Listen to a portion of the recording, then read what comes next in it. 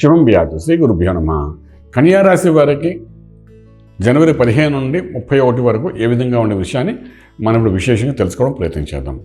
కన్యా రాశిలో కేతు యొక్క ప్రభావం, తృతీయంలో శుక్రుడు, చతుర్థంలో కుజుడు ప్లస్ బుధుడు యొక్క ప్రభావం కనిపిస్తుంది. పంచములో రవి, షష్ఠస్థానంలో శనీశ్వరుడు, సప్తములో రాహు, అష్టంలో బృహస్పతి కనిపిస్తున్నాడు. ఈ కన్యా రాశి వారు చూస్తే లగ్నంలో ఉన్న కేతు ప్రభావంలో కొంచెం వేవరింగ్ మైండ్ ఉంటుంది. దాంతోడు చతుర్థ, పంచమ, షష్ఠ, సప్తమ స్థానంలో ఉన్న పాపగ్రహాల వల్ల ఎవరి దగ్గర నుండి సహాయం అనేది కనబడదు. అంటే ఒక నిర్ణయం మీరు తీసుకుంటే కరెక్టా కాదా అని క్రాస్ చెక్ చేద్దామని ఎవరైనా సలహాలు తీసుకుందాం కానీ సలహాలు ఇచ్చేవాడి దగ్గర కూడా సలహాలు రావు, ప్రాపర్గా గైడ్లైన్స్ రాదు. దానివల్ల మీరు తీసుకున్న నిర్ణయం వల్ల మీరే నష్టపోయే అవకాశం ఉంటుంది. అంచేత ఆర్థికంగా తీసుకున్నప్పుడు ఉద్యోగస్తులు కొత్త ఉద్యోగ ప్రయత్నాలు చేయకండి. అలాగే వ్యాపారం చేసేవాళ్ళు కొత్త వ్యాపారాలకు ఇనిషియేట్ చేయకండి. ఉన్న వ్యాపారాన్ని నిలబెట్టుకుంటూ ముందు జాగ్రత్త వెళ్ళిపోవడం ప్రయత్నం చేయండి. శుభవార్తలు, శుభకార్యాలను చెప్పుకుంటూ చక్కగా మీరు ఏదో మధ్యవర్తిత్వం వహిస్తే మాట పడ్డము, అవమానపడ్డం తప్ప ఇంకేమీ జరగదు. వీటన్నిటికీ దూరం ఉండండి. దూర బంధువుల నుండి శత్రు పీడనం ఉంటుంది. వాళ్ళు మిమ్మల్ని అవమానించే పరిస్థితి కూడా మీకు ఏర్పడుతుంది. జాగ్రత్త పడండి. ఇవన్నీ మన జాగ్రత్తలు కన్యా రాశి వారికి చెప్తున్నాం. అలాగే ఇంపోర్ట్ ఎక్స్పోర్ట్ వ్యాపారాలు ఇంతకుముందు ఎలాగుందో అలాగే చేసుకుంటే వెళ్ళండి.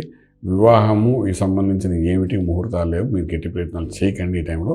ఎందుకంటే గ్రహాల యొక్క అనుకూలత కూడా మీకు చాలా తక్కువ ఉన్నాయి.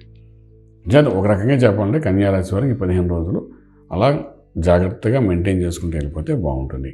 ఇక 3వ ఇంట్లో ఉన్న శుక్రుడు యోగించేవాడు బలహీనపడ్డాడు. అలాగే చతుర్థంలో ఉన్న బుధుడు రాశ్యాధిపతి కుజుడితో కలిసి బలహీనపడ్డాడు. పంచమంలో ఉన్న రవి కొంతవరకు శత్రు ఇంట్లో ఉండి బలవంతంగా ఉన్నాడు. షష్ఠస్థానంలో ఉన్న శనీశ్వరుడు ఒక్కడే మీకు యోగంగా కనిపిస్తున్నాడు. ఆ యోగంలో ఉన్న శనీశ్వరుడు ఉన్నాడు కాబట్టి ఈశ్వర ఆరాధన చేయండి.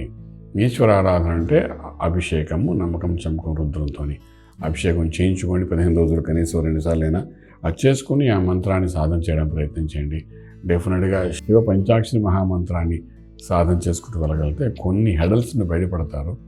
అలాగే మీరు ముందుకు వెళ్ళే ఎక్స్పోర్ట్ అంటే విదేశాలు వెళ్ళి సెటిల్ అవ్వాలన్నా, విదేశాలు వెళ్ళి చదువుకోవాలన్నా, ఉద్యోగం చేయాలి, ఇలాంటి వాటి ఏంటికి 15 రోజులు అనుకూలంగా లేదు. కాబట్టి దయచేసి ఎటువంటి ప్రయత్నం చేయకుండా ఫిబ్రవరి 1st వీక్లో మళ్ళీ ఆలోచిద్దాం ఏం చేయాలని.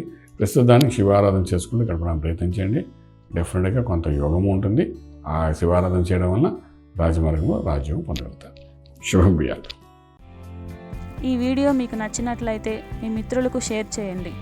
అలాగే మా ఛానల్ను సబ్స్క్రైబ్ చేయడం మర్చిపోవద్దు. Thank you.